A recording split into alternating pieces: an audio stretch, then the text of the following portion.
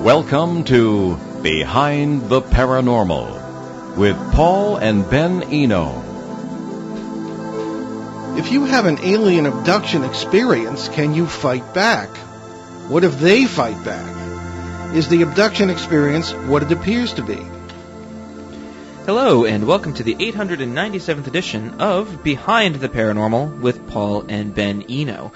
I'm Ben, coming to you from WOON AM and FM radio here in Woonsocket, Rhode Island, and on the Paranormal Radio app, along with my father here, my partner in the paranormal, and all of those way out questions came from him. And today we bring you a new guest with some unusual ideas on a subject we've often covered.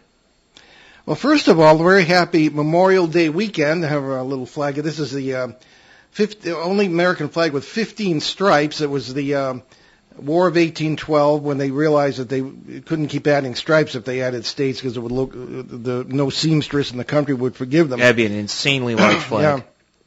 So in any case, happy Memorial Day weekend to our American listeners, and a very profound thank you to all those who gave their lives so that we could be here with the freedom to do everything that we all do. Never take their sacrifices for granted, because if you do, we will lose everything. Don't think we won't. Anyway. And also, thank you for your service, Father. Well, thank you. That's more for Veterans Day, but yeah, still, I appreciate that. Hey, yes. we got to remember everybody. We do. Thank you. Thanks to all who are serving now too. Coming to us via Skype today is author and experiencer Lisa O'Hara. Lisa holds a bachelor's degree in business administration from the San Jose State University in California, where she lived until 2011. She worked for many years in law firms, ending up a network administrator in other industries. After retirement, she discovered that she was a psychic medium and an ET abductee. After reading the book Incident at Devil's Den, she wrote to author Terry Lovelace, and he encouraged her to write her own book detailing her abduction experiences. She did, and that book turned out to be Abducted and Furious, How I Fought Back and How You Can Too. Lisa now lives in Chandler, Arizona, where I spoke about 12 or 13 years ago. It was you. I couldn't go to school. Oh, right, okay, it was me. Anyway, I don't think you were there, Lisa. That would have been a cool coincidence. But anyway... So, Lisa O'Hara, welcome to Behind the Paranormal. Ooh. Do we have you there, Lisa? Oh, we had the audio a minute ago. Why don't you check on that, Ben? We did indeed. All right, well, you work on that. Well, Dad, okay.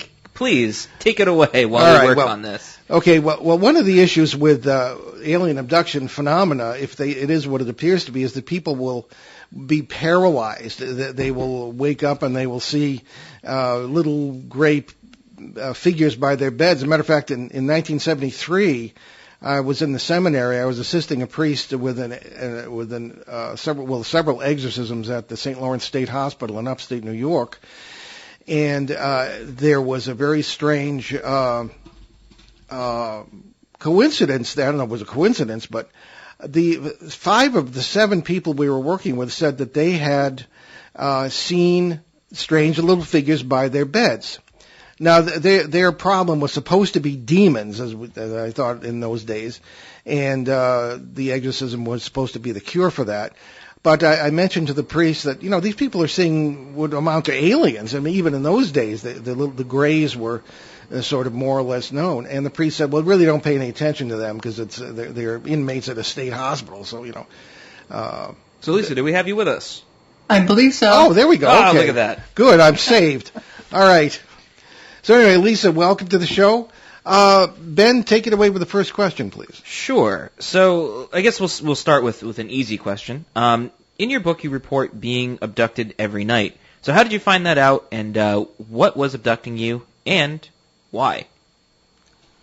I think I found out because I was going to a psychic medium at the time, and that's what she said. And also, my clothes had a funky smell every day, so I realized that I was getting abducted more times than I thought. So I found that out because I just noticed that my clothes started smelling like BO and feet all the time. Even if I had gotten them out of the clothes dryer, or folded up in the laundry room. And so I, started making the connection that my clothes were telling a tale. So I would pull them out the dryer. They smelled fine, like they were supposed to. And then the next day, they would all smell kind of funny. And so I started putting two and two together. It took me a little while because actually it took me an absurdly long time if you think about it, because I didn't realize that I was, I just thought it was normal stuff, and that I didn't put the two together for a very long time. I kept trying different things, adding more laundry detergent, moving the clothes right away, but no matter what I did, those clothes still smelled. And what was the other question? I guess the question would be, that I guess it makes sense how you found out. So what was abducting you and why? I'm not sure about why, but I know that I was, I thought I was being tortured because I kept having very scary dreams. And what was abducting me was praying mantis. Oh, that's like the Tom Reed case. Oh, yeah, huh? Yeah, the certain insect-like. In fact, when Tom was on the show, he gave us an artist's rendering of what these look like, and you'd probably recognize it, Lisa. Okay, well, we'll get back to that. Now, on the clothes issue, I saw that in your book. Very interesting. The implication being that you were involved in some sort of physical exertion that would have created sweat and everything else.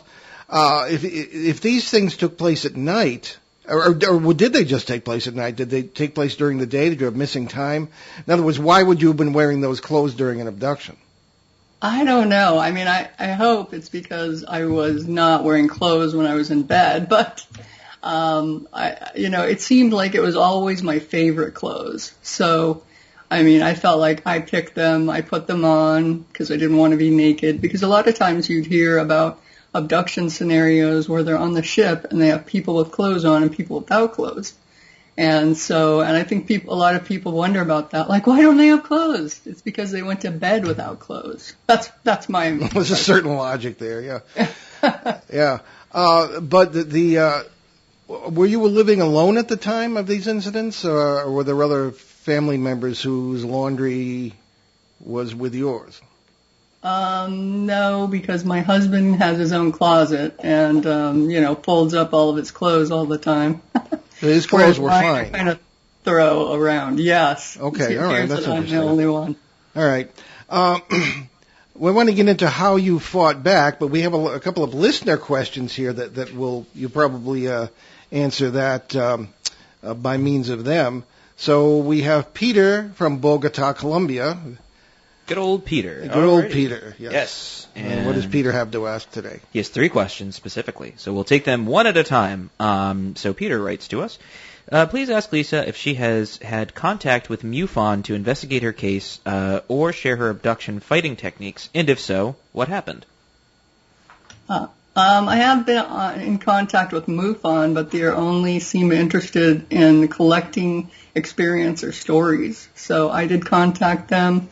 I told them my story, and an experiencer technician, for lack of a better word, contacted me and talked to me. Actually, she, who wants to remain anonymous, she also told me to write my book. So, but that was it. They didn't really investigate my case. I guess in abduction scenarios, what is there to investigate? Well, I think the person we would recommend, and maybe the one you spoke with, is Kathy Marden, who was not only the niece of Betty and Barney Hill, but is MUFON's chief national investigator of abduction research, and is a dear friend of ours and a sometime guest co-host on this show. So we're happy to put you in touch with her if you aren't already. So, but that's for off the air.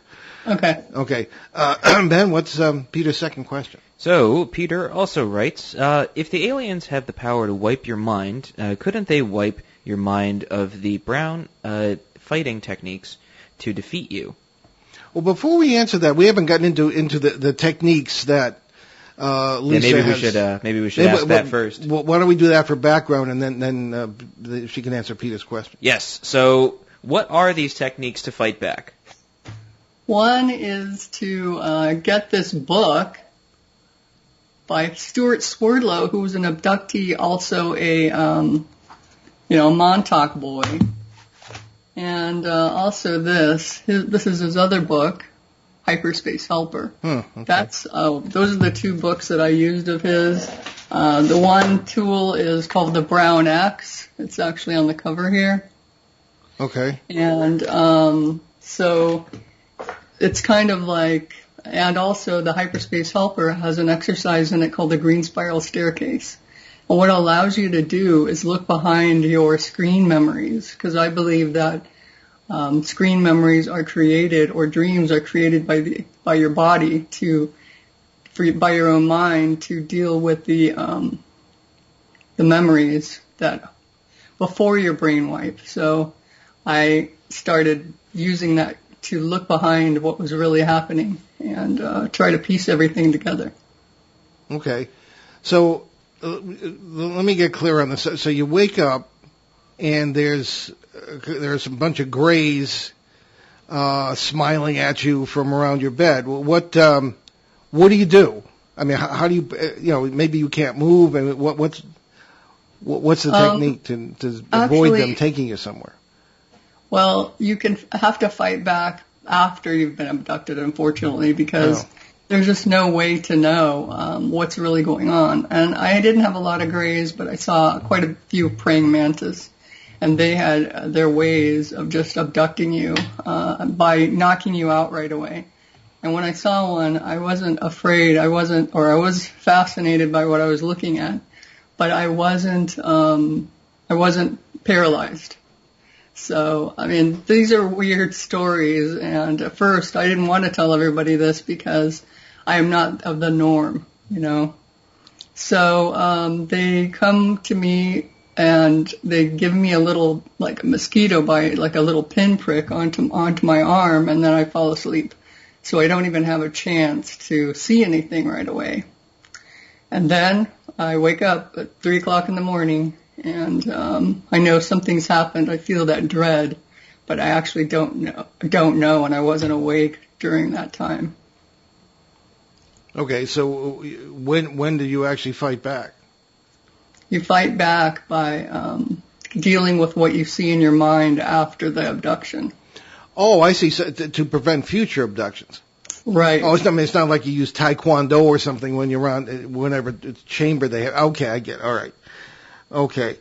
Well, what's the what about the question, Lisa? Ben, perhaps you can restate it. Sure. So if aliens have the power to wipe your mind, couldn't they wipe your mind of the Brown X fighting techniques to defeat you? I think they could. Yeah, they could probably do anything. Yeah. But what I was since I was doing it after the fact, then I was Brown Xing them with, so that they couldn't come into my sphere. They were gone, and so they could probably do anything. But nevertheless, it seems to have worked. Yes. Okay. And then the third question? So the third question, excuse me.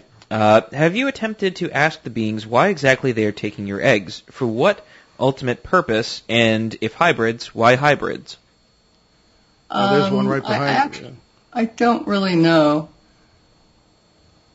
why they took my eggs.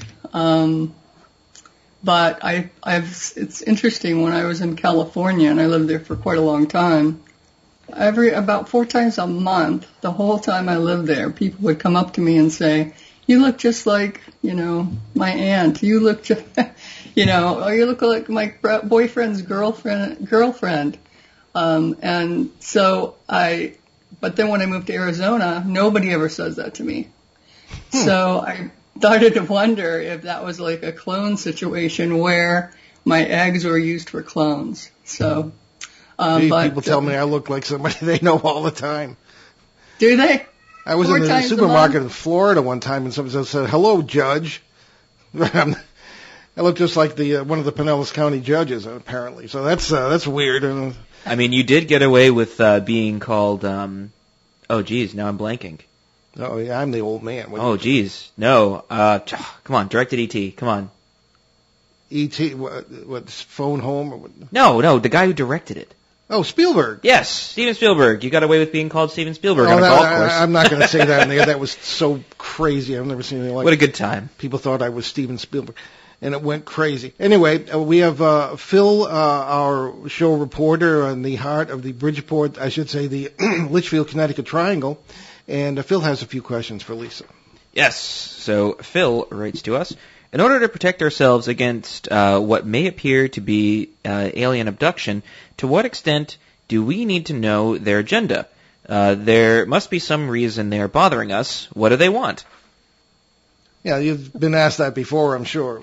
Yeah, the truth is I don't know what they actually want. They don't want us to know their agenda, but they do. I do think they torture us, and I think that's what they get off on, is torturing us. And I think that they kind of are like narcissists in the human world, is that they just enjoy hurting us and they get something out of it, like fuel or, enjoyment. So that's what I think their agenda is. But I don't believe any of the other stories that they're learning from us, that they need us for their world or any of that, because otherwise they should have it by now. Yeah, you'd think, if that's what it's about. Let me work a question in here because it's really fascinating. Yeah. I was fascinated, Lisa, by your chapter, Abductors and Mimics, because that word mimics jumped out at me because I use the word all the time in describing parasites, what traditionally have been thought of as demons. And I've never found them to be that in a theological sense, and in cases where poltergeists are there, and we thought they were demons, Ed and Lorraine Warren and all those folks way back, I just didn't get the impression of that. I get the impression that these were alien, in a broad sense of the term. I don't know necessarily from other planets or interdimensional or interworld, whatever I think was more like it. And many of the things you describe in that chapter really hit home with me in the sense of parasites. And people say, well, gee, Paul, you have a seminary background. You obviously think that all aliens are demons. Actually, I think pretty much just the opposite. That a lot of the things we've thought of in our folklore, the labels we put on things that reflect our beliefs rather than what the deeper reality might be, are actually alien. In a very broad sense of the term, because totally other, totally non-human. So it sounds as though, I'm wondering, if you were really dealing with, people or beings or whatever, praying mantises from other planets, or whether it was actually a parasitical situation where they were feeding on you and the rest of us. I mean, what say you on all that? I mean, have you considered that possibility? No, but it does make sense. I mean, when I wrote the book, which isn't that long ago, I was in a certain place, and now I'm completely in a different place.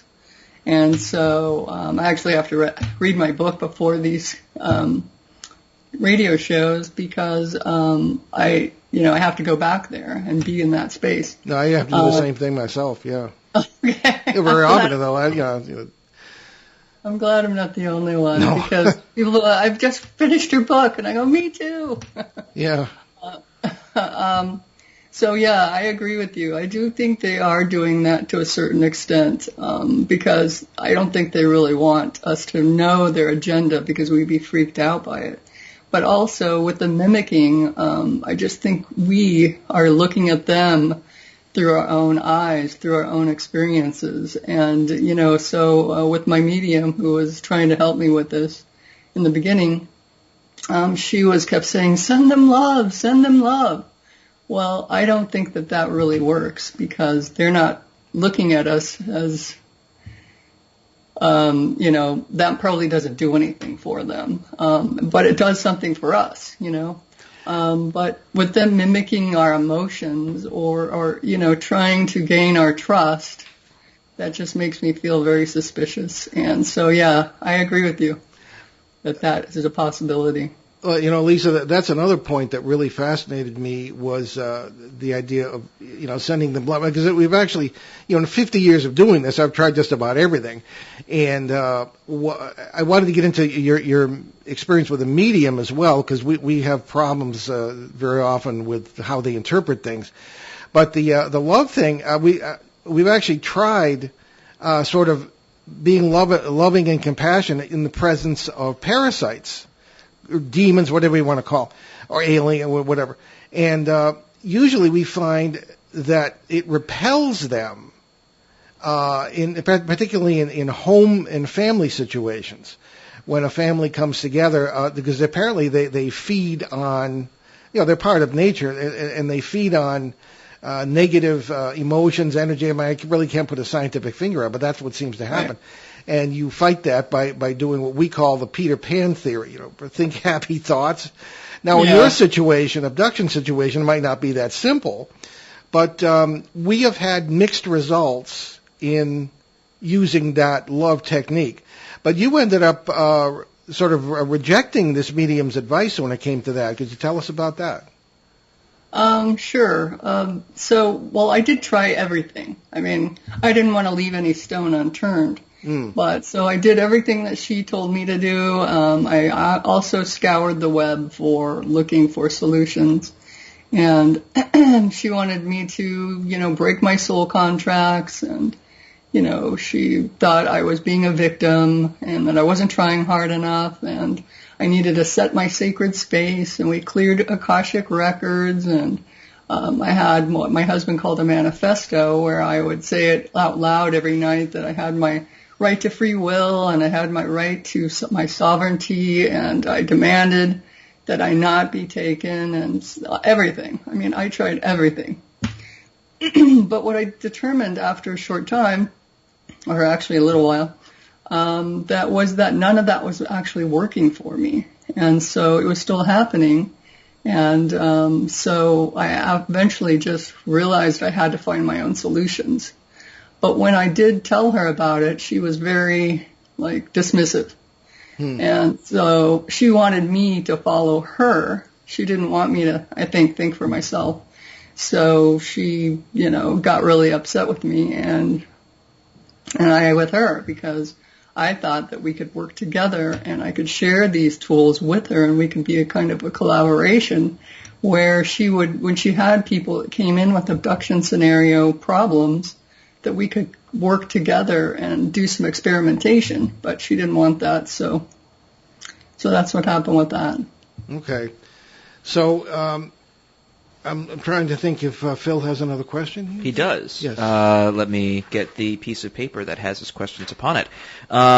It is actually interesting, because it does kind of tie into what we've been talking about, which is if these entities are indeed space aliens, that suggests they are traveling through space. Is it possible that these entities may be time travelers and not space travelers? Just wondering. And he said, of course, all time is all perpetually present, so it does get confusing. And that's his question. Statement. Okay, yeah. I don't know. I wish I knew. There are so many unknowns, and that's one of the problems. Trying to come up with something that works for you, is that there are so many different and strange things that are going on all at the same time. Anything's possible. But I wish I knew more about what exactly is truth. And that's what I've been searching for this whole time, is what is the truth? What is really happening? When I wrote this book, I wrote it for other people too, so that they could have a leg up on what worked for me and maybe make it work for themselves. I mean, you do bring up a really interesting point, and this is something that I've brought up to many a guest and colleague, that we're human beings, right? We barely can understand what other human beings are going through, and so when I hear possible motives or understandings, because inevitably whenever we do a question on or do a show on abduction, one of the main questions that's always asked, whether it's by us, by listeners, whoever, is why, and that's the ultimate question: who are they and why are they doing it? And, you know, sometimes you get an answer that's something to the effect of, well, they're here to heal the planet. And it's like, well, if they're from a distant planet, why do they care? And another question is, oh, well, they don't want us to kill each other. And it's like, okay, well, if that's the case, then we're still doing it. So they're doing a terrible job. Then some of the other answers are, well, you know, they're here to harvest us and create hybrids. And it's like, well, why? If they're advanced species, then what's the point? And it's interesting because all of these questions and answers that we've heard are typically from a human perspective, because we can't know something that's outside of ourselves, right? I barely know myself, right? You know, we can only know things by... I'll fill you in when you have a chance. Okay, thanks, Dad. I appreciate that. Hey, you know, that's why you're here. You can tell me things that I don't know. And vice versa. But the interesting thing is we really only know how something interacts with the perceived reality around us, right? So I know my dad by how he interacts with the world. I know that he brings flags and into the station here, and there it is. He's a very patriotic person. He cares about this country. He cares about his family. And at the end of the day, I can know how he interacts with me and everybody else, but I can't know my dad, because only he knows himself, right? He knows his being. We cannot know otherworldly beings. All we know is how they interact with us. And how they interact with us, it doesn't seem to be positive. 9 times out of 10. I mean, that's not always the case, right? Sometimes we've heard positive things, too, out of it. But again, it comes down to the perception of something else's actions. And that's really all we can kind of know at the end of the day. And also, I know that we're coming up on our half-hour break. Yes, very good. Very good transition there, Ben. You're listening to Behind the Paranormal with Paul and Ben Eno on WOON 1240 AM and 99.5 FM and all sorts of other places today. And we will be right back with our great guest, Lisa O'Hara, so stick with us.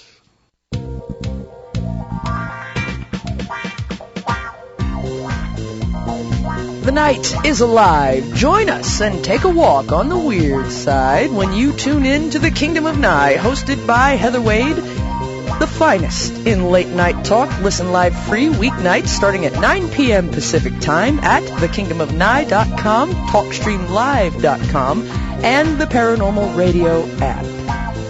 Wanna take a ride? Local and live at 99.5 FM.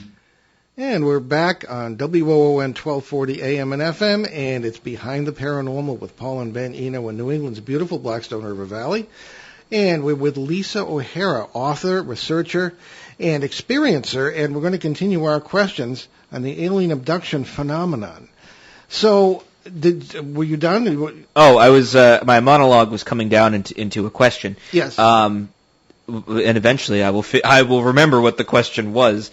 I believe the point I was getting to after getting through, you know, the whole essence and energies argument, you know, postulated by Aristotle, because you can't really know the essence of something because we weren't there to experience it, right? So it's like we can't really know the answers to what aliens are doing because we don't know the essence of what they're doing, which is kind of the whole thing there. So in this case, right, you know, every answer could be correct, and the experience that you've had, Lisa, has definitely been something super. It's interesting. One of the things that I really thought was kind of like something that stood out from everything else I've ever heard was how sort of the world around you kind of changed when you started experiencing these things. You know, strange smells, all that stuff, which we've seen in poltergeist cases, and that's a fun little parallel to kind of draw in between there. But my question is kind of this: what led you to a psychic medium? What was kind of like the jump from my clothes kind of smell weird to, all right, I'm going to go see a medium? Actually, it started with a medium because I started having issues, or I started with thinking I was a medium, and I went to a medium to talk to her about my mother who had passed away. And she said, "You're just like me," you know. So I'm like, okay.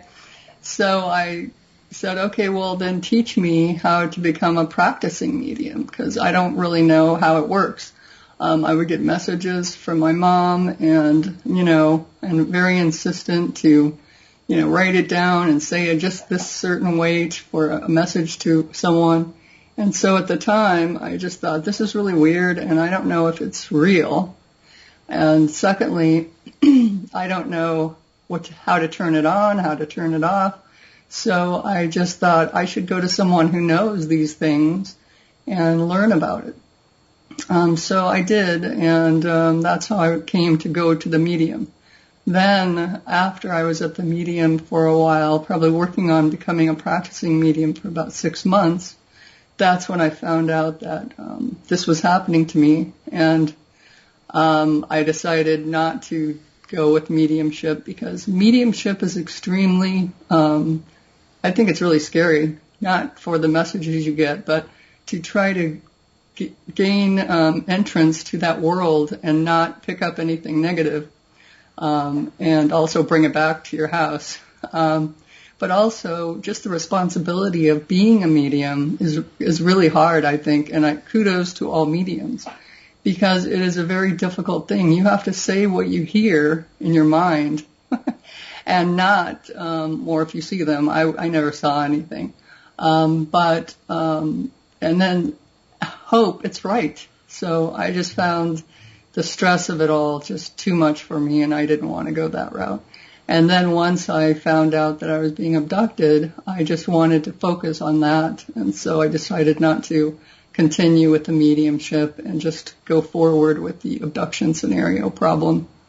Well, that's an excellent point about mediums. Certainly agree. One of the other issues is where is the information coming from? Is it true? Is something trying to manipulate you? Is it Yes. your friends from wherever they're from? Right. Lisa, when you were having the abduction experiences, and this is a big thing with us, did you get the impression they considered you to be an equal or an ant? Yeah, an ant. Yeah. I mean, they were going to take me, and it didn't matter what I said. I mean, I have a scenario in the book where, somebody showed up because my leg started throbbing after after being cut on the leg, and it was fine, and then it suddenly started throbbing, and that's when I saw the praying mantis, and she was trying to get me telepathically to go to her ship to fix my implant, to fix my leg. And she just kept pushing it, you need to come to my ship, you need to come to my ship. It's like, well, why do you need me to go to your ship? You could do something right here. I mean, so I really started wondering about why, the need to get me on that ship. And It was a weird experience. So a lack of compassion, a lack of respect? Yes, okay. Absolutely. All right. Yeah, she was going to take me regardless. She acted like she wanted my permission, or she wanted my okay, but the truth is, my leg didn't hurt the next day, and you know what I mean? So she did take me. She made me go to sleep right away, so she could do what she wanted. Yeah. You mentioned in the book the implant. Can you tell us about that and when you noticed that and what it did? I can't remember. What did I say? Well, you said it was in the eyeball. Yuck. Oh, yes. Okay. Yeah. So I started noticing I had this, when you rub your eye and you can see that little orb? I just started noticing it looked like something in my eye was moving around, and it was sort of like a reboot. So it would go like this, and then it would go around the eyeball. And then at night I would be looking, staring at the ceiling, and I would see a bright white kind of a white or greenish white orb on the side of my eye, and it was on the left eye also, but mostly the right. The right one was extremely bright. And but I could turn it off if I turned my head to the right, but it always came back on. And so it was just, and then it would change. Sometimes it would be a different shape, sometimes it would be striped, and Other times it looked like a butterfly, and other times it looked like a jellyfish. I mean, it just kept changing shape. And so I kept seeing it and not really know what it was, and, trying to get rid of it, basically. I have never been able to get rid of that thing. And what does the optometrist say? They say nothing, they can't see anything. Everything's normal. Oh. And I actually go to the ophthalmologist because I do have eye issues, but no. I also have these really weird spiny things in my eye. It kind of looks like a plant, like a fern or something like that.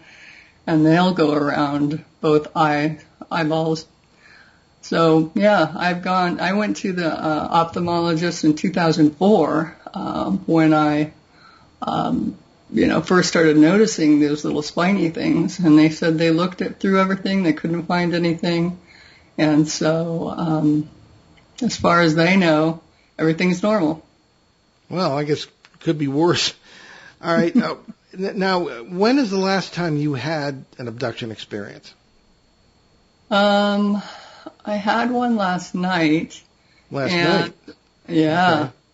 I'm really close to being done with this, actually. So, it was strange, though. This was the weirdest one I've ever had. I mean, you get kind of desensitized after a while, after you see a lot of things. The one last night was strange because, and I don't know if it was an abduction as much as it was just sort of the mind. So, and that's why I think the Brown X works really well. It's because it's of the mind. But this one was, I could tell my body was asleep. So part of me was asleep, and the other part was awake and talking to someone. Okay. This Brown X, can you explain a little more fully how it works? You visualize it or what? Yeah, there's a little affirmation. It's called "I now Brown X out all unnecessary negativity in my life," and so you can do that, or you can imagine a brown X over everything. And so that's what I use. I go back using the green spiral staircase to my screen memory, which is my dream. I look behind it. And when you look behind it, you can see what's really happening. And then you can use the brown X everywhere that is negative. And you brown X out all negativity, all unnecessary negativity, so that you can get rid of the unnecessary stuff. But it didn't work last night. Well, I haven't looked at it today, so it works, but who knows? One of the things that I've had problems with is that when I brown X out something and now it's gone, then another thing shows up to take its place. It's sort of like, hitting an anthill. I mean, how fast can you use your hammer on those ants the fire ants that are coming to crawl up your leg, that kind of thing.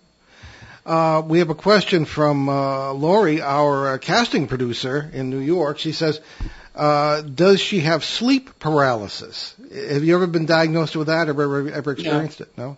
No, I have not. Okay. All right. Well, so much for that. All right. Okay. There's much has been made lately of about UFO sightings and the Pentagon acknowledging they exist and all this stuff. Disclosure, as it's called, about which we have serious doubts about its legitimacy. What's your opinion on all that? Does anything sound familiar in any of this disclosure? It seems to me like there's nothing researchers haven't known for 50 years in anything they're saying. What say you? Yeah, I agree with you, and I think this is a bunch of hype, to finally say, yes, this is true, you're right, and but I don't think anything of substance will really come out of it. I mean, yeah, they can show us the same, it seems like the same video over and over of a tic-tac, right? Yeah. In the sight of some ship of some type.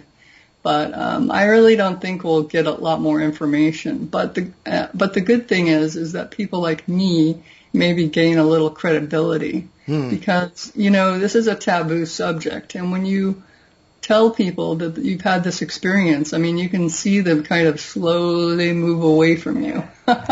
Yeah. And so, you're just considered crazy. And but now with the the government finally admitting that this is true, I think it will, hopefully eventually gain some, not sympathy, but just some credibility. But I don't think it'll be anything worth waiting for. Yeah. Because I think it's so interesting that they're trying to say, we're going to give all of our information. Are they? Are they just going to give the stuff that doesn't really mean anything to them? Yeah, we're on a lot of panels at UFO conferences, and everybody some of the big names will learnedly be saying, oh, well, this is the year for disclosure, and they'll get to us and they'll say, show of hands, who believes what the government says? Yeah. And everybody groans, so that sort of thing. But we'll see. Before we run out of time here, Lisa, tell us again about your book, your website, where people can find out more. Sure. My website is lisaoharaonline.com. My book is Abducted and Furious, How I Fought Back and How You Can Too. It's on Amazon. It's in Kindle and also paperback. On Kindle, the photos are better because, paperback they're all black and white. My email address is abductedandfurious@yahoo.com. I'm on Facebook as Abducted and Furious is my group, and Abducted and Furious at Facebook.com is my page. Yeah, I got the book on Kindle, actually, so that was good. Now, how can you tell, and this is sort of advice for other people. Ben, did you have a question before I keep going? I did, but it's not entirely related. So I feel like you were going to have a nice continuation there. Of course. All right. Yeah. What would be your advice for others who believe they are being abducted? What signs should they, short of going to a medium, which is tricky, I think, what signs should they look for, and should they be concerned, and should they look for a support group? Yes, they should look for a support group. The opusnetwork.org is excellent. It's an email forum where people talk about their weird problems. Because one of the things that I've noticed is that everyone has unique experiences. And so, even in that group, somebody will say, has anyone had this happen to them? And the answer is no. There's no one in that group who has that exact experience. And I always wondered if that was by design. Yes, definitely go to a support group. I would say be a detective of your own life. Write everything down, write down your dreams. Just try to, sort through it. Hopefully my book will help you. If it doesn't, go, either you'll have to figure out your own stuff, or you'll have to, look for other people that will help you sort it out, because that's one of the problems. If they wipe your memory all the time, you constantly have this puzzle to solve, and it's really hard. But definitely find a support group. I think MUFON has an experiencer group also, and it's just good to be able to be yourself and talk about these things without people thinking that you're strange, and or you feeling like you can never talk about it because otherwise no one will, it'll ostracize you. Yeah. Now we have a question from Charlie. I always forget where she lives. She lives in Oregon. Yeah, Oregon. She writes right. writes in that one then. Yes, and she writes to us. How do our house pets react to abductors? Do aliens pay any attention to cats and dogs? Do our cats and dogs react to the greys and/or praying mantisae or mantises? Yes, they do. Actually, my cat. One cat hides under the bed, so he's so scared that he hides under the bed. The other one actually yowls and lets me know that there's something there. So she can see it, and she'll also look around, like watching something moving around. So in the house. So these are invisible ones that I can't see at all. So that's how she reacts. But my other cat is really scared. Have you ever had any other, we call them crossover phenomena? We'll sometimes hear from people who are investigators of abductions and say, well, gee, this person's being abducted frequently, but all of a sudden they're also having poltergeist phenomena in their house, or quote-unquote demonic activity. Has that happened to you? Have you had any other paranormal experiences in conjunction with this, or earlier in your life, or? Yes, I have. But, when I was younger, I would have very strange experiences. Some of them were prophetic dreams. I would have a daydream every night that would come true. Just stuff like that. So they were like one-offs. So it would happen. I had like a white circle, a glowing white circle moving around in my bed when I was 11. And so I've seen that white circle also now that I'm older. So, yeah, but the things that would happen, they would be extremely, strange and something you couldn't put a label on. So you couldn't say, oh, I'm psychic, oh, I'm, anything, because there's just no label for it.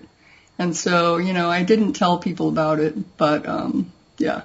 And I do see ghosts sometimes, and mostly ghost cats, which I think is really strange. When I was reading Terry Lovelace's book, I saw quite a few ghosts when I was reading his book. And so it's just some of these things are strange. So that's why I think when I thought I was a medium for a while, or I am a medium, but not practicing, I would see ghosts intermittently. So that's why I didn't know if I was a medium at that time, and I needed to, sort that out so I could figure out why I had so many ghosts in my house. So, yes.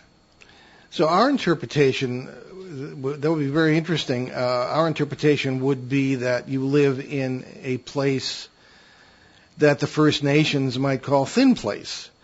The boundaries of the parallel realities, if that is true, which we believe it is, are so thin where you are, you're going to see people in other worlds, you're going to see, and whatever the aliens are that are coming in would find it easier to navigate through those membranes in a place like that.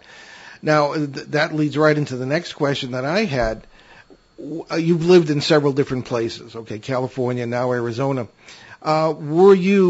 Did the geographical location mean anything as far as the intensity or the frequency of these experiences? They're more frequent here, actually. Okay. I mean, but like I said, when I lived in California, one of the things that happened to me, which was that, excuse me. Yeah, let me get something to drink. Yeah, it happens to the best of us. It's that time of year. Yeah, me too. Yes. Yeah. When I lived in California, I had a experience which I had when I was 10, and then nothing happened until I was 13, and then nothing, and then finally when I was 16, my dad moved us around all the time. Every year or 2 years, we would move, and so we would be. I was in my junior year of high school, and I started having this daydream, or, night dream, I don't know. I was awake while it was happening, and it would be that I was moving to a foreign country. And I was like, oh, no, I don't want to do that. Please, not that. I just have one more year, and then I'll be out of this school, and I won't have to worry about that anymore. So when that happened, I had this daydream over and over, and then it came true. Then I moved. I spent my senior year in the Philippines. So, that's just one of those weird things. But then when I moved to Arizona, it seemed to, amplify everything. So I don't know. Arizona is a hot spot for a lot of activity, so it could be that. I don't know. Yeah.